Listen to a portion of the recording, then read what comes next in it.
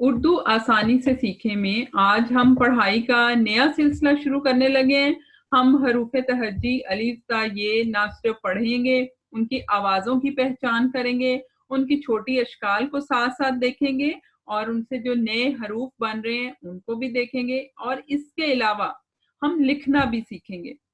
अगर आपको वीडियो पसंद आए तो लाइक और शेयर करें, चैनल को सब्सक्राइब करें और बेल आइकन को दबाएं।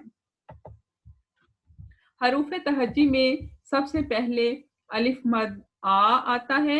अलिफ मद आ कैसे लिखते हैं? एक सीधी लाइन और अलिफ मद आ, सीधी लाइन और अलिफ मद आ। अलिफ मद आ से आम बनता है।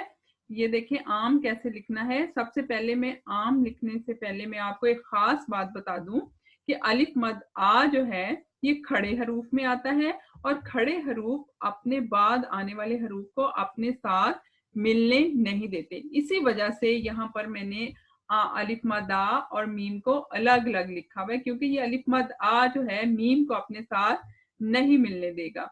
अलिफ मद आ, अलिफ मद आ, ये उसके ऊपर मद आ गई और ये मीम, अलिफ मद आ और ये मीम।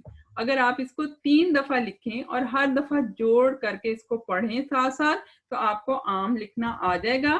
ये देखें अलिफ मद आ और मीम, अलिफ मद आ मीम आम।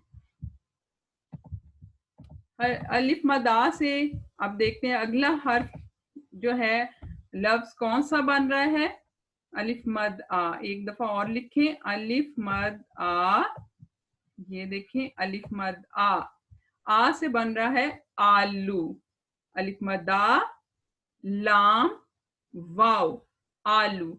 अब होगा क्या कि अलिफ मद आ खड़ा हर्फ है, लाम को अपने साथ इसने मिलने नहीं देना और लाम को हमने पूरा नहीं लिखना। तो अब क्या होगा कि अलिफ लाम की छोटी शक्ल होगी। अलिफ मद आ ने लाम को मिलने नहीं देना, इसलिए अलिफ मद आ जो है ये पूरा आएगा, लाम की छोटी शक्ल आएगी ऐसे और वाव, वाव पूरा आएगा। क्यों पूरा आएगा वाव? के उर्दू हरूफ तहज्जी में लफ्ज का जो आखिरी हर्फ है वो पूरा लिखा जाता है। अब जब हमने अलिफ मद आ और लाम और वाव को आलू बना के लिखना है तो क्या होगा? अलिफ मद आ अलग लिखा जाएगा, लाम को हमने वाव के लेवल पे छोटी शक्ल के साथ मिलाना है। लाम की छोटी शक्ल वाव के लेवल पे रख के हमने ऐसे मिला देना है आलू। अलिफ मद आ लाम वाव आलू, ये आलू बन गया। इसको अगर आप आलू को 3 दफा लिखेंगे तो आपको बहुत अच्छे तरीके से ये लिखना आ जाएगा। अलिफ मद आ, फिर से लिखते हैं एक दफा अलिफ मद आ। थोड़ा सा लाइन को हमने सीधा रखना है। अलिफ मद आ से आंख, आंख में कौन से हरूफ हैं? अलिफ मद आ नून खे। अब बात फिर वही है कि अलिफ मद आ ने नून को अपने साथ नहीं मिलने देना, तो हम क्या करेंगे? नून को हम खे के साथ मिला देंगे। अलिफ मद आ अलग लिखा जाएगा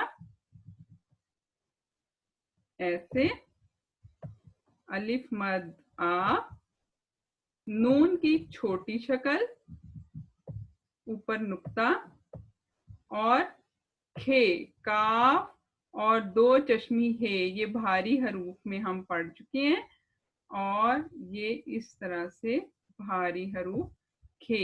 ये आज आपने देखा कि मैंने खे कैसे लिखा। अब ये बन गया आंख। अब आंख कैसे होना है?